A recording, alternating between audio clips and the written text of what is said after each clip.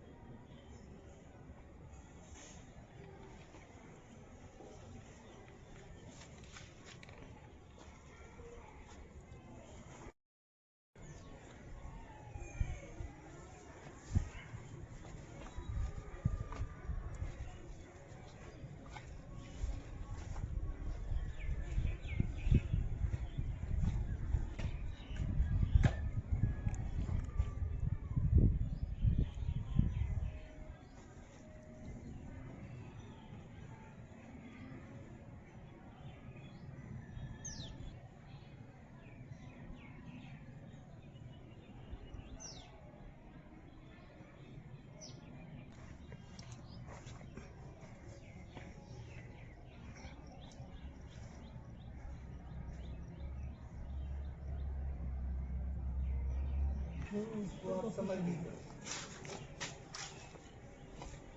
लेकिन ये जो है अच्छा,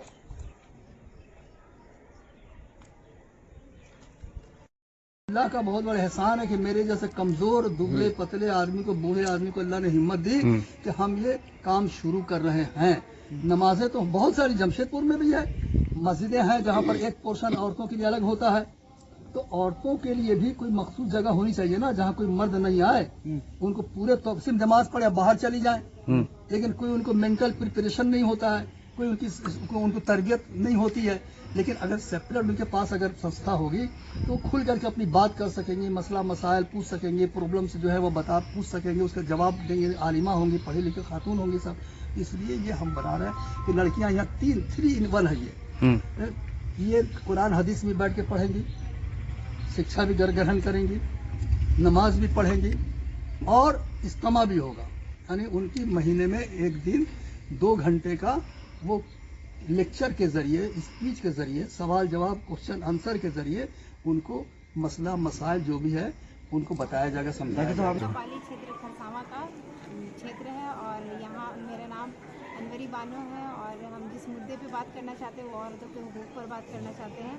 अभी तालीम बहुत आगे बढ़ता चला जा रहा है, चाहे वो इंजीनियरिंग का लाइन हो या फिर वो डॉक्टरी का लाइन हो, पर औरतों के लिए मतलब मुस्लिम औरतों को नमाज के लिए, तरावी के लिए कोई जगह यहाँ पे नहीं है। पर मैं शुक्रिया अदा करना चाहूँगी डॉक्टर नूरजमा सर का कि वो औरतों के लिए यहाँ पे एक मदरसा चला रहे हैं और वो एक मस्जिद भी मतलब बनाना चाहते हैं जिसमें औरतें जाकर तरावी पढ़ें, नमाज़ पढ़ें वहाँ पे, क्योंकि नमाज हम लोगों पर फ़र्ज़ है। नमाज के साथ साथ हम लोगों को तरावी पढ़ना भी बहुत ज़रूरी है, ताकि क्योंकि अलग रह कर हम तरावी नहीं पढ़ सकते घर पे, ताकि एक साथ सारी औरतें यहाँ पे आए तो वो लोग तरावी पढ़ें। और दीन इस्लाम की बहुत सारी बातें भी यहाँ पे बताई जाती है। नमाज़गाह बन रही है यहाँ, ईदगाह, ये क्या बोलते, इबादतगाह भी बन रही है यहाँ पे।